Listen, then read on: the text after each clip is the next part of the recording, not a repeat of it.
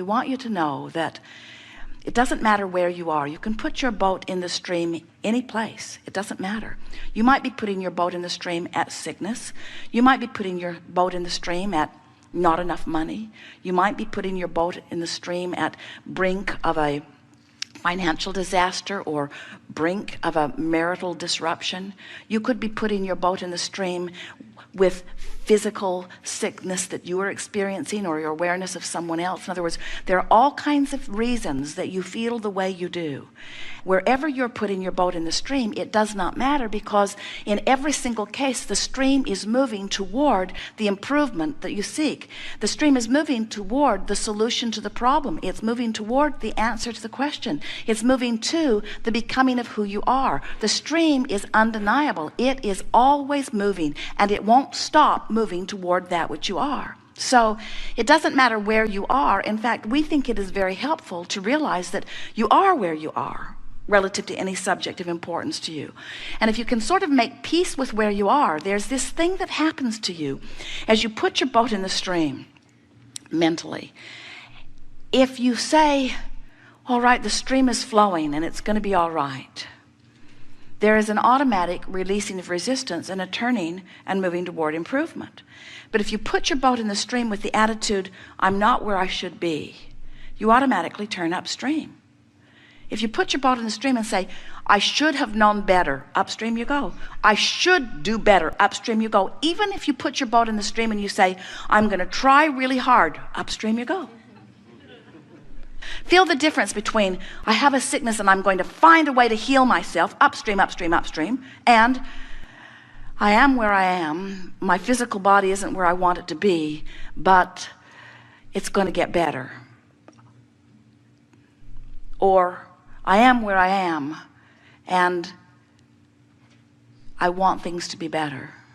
Feel the difference between, I'm going to make this happen, upstream, and I'm going to allow the resources of the universe to help me work this out, downstream. It does not matter where anyone is relative to anything that they want, because these things are always true. Everything that you are living has caused you to ask for more, and that more is already accomplished vibrationally. You just got to chill out. You just got to relax. You just got to let go. You've just got to stop trying so hard. You've just got to stop defending why you want it by explaining how bad it is without it. Every time you're justifying or defending or rationalizing, you're pointing upstream. Even Esther, with all that she hears from us, sometimes will get stuck on the rightness of an issue rather than how the thought she's thinking feels. She'll say, oh, come on, Abraham, you got to give me this one. You know I'm right. You know that what happened here was wrong. You know that that should not have been that way. And we say, we're sure you could poll most of the world, and much of the world would agree with you. Maybe even more would agree with you than would disagree with you. Maybe almost all would agree with you, but it doesn't make any difference. Rightness is not the issue. Alignment is the issue.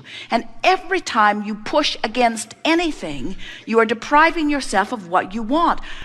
There is a war against cancer, a war against drugs, a war against terrorism, a war against poverty, a war against, and every one of them getting bigger. Because you cannot push against what you do not want and be a vibrational match to what you do want.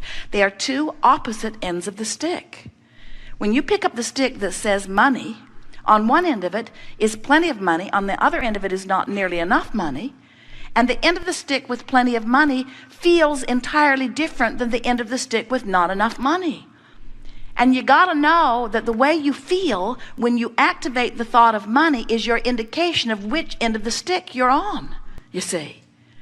There are so many things that you want somebody else to do something so that you can feel better. And we say, friends, you got to give that up. You're living a very conditional love. You're saying, that condition feels good to me and that condition feels bad to me. So make that condition more like that condition and then I'll feel better. And we say, what you're doing is sort of sloppy thinking. You're saying, I don't want to ever have to deliberately direct my thoughts. I want somebody to figure out how to control the world so that I can just sort of sloppily look around and most of what I see will make me feel good. And we say, that isn't what you want at all. You want the variety, and you want the discipline to turn your thoughts toward those things that are a vibrational match to who you really are. You want to use your willpower. You want to use your determination. You want to use your resources, your faculties. You want to use your valor. You want to use everything that you've got girded up. You want to use that toward directing thought. If you will direct your thought toward the things that feel good, you will have not a problem in the world. You cannot have a problem and a solution at the same time. You got one or the other. Which are you beating the drum of? Problem on one of the sticks, solution on the other. Which way are you pointed? Which way are you feeling for? And so many of you, for some reason or another, have become so defensive in your competitive feeling of those who surround you that it seems as if you need to defend why you want something by pointing out the perils of not having it. And that is the biggest trap that we see happening, especially in your culture today. In your culture today, you have no legitimate excuse for negative emotion. Well-being is abounding in such significant proportion to not well-being that you really have to reach hard to find things to focus negatively upon in terms of the scope of the world. And yet it seems to be the orientation, because you've sort of been trained by your mother or father, who you thought was the resource through which all of your good flowed, that unless you plead a needy case, they won't give up the goods. You're not pleading your needy case to the universe.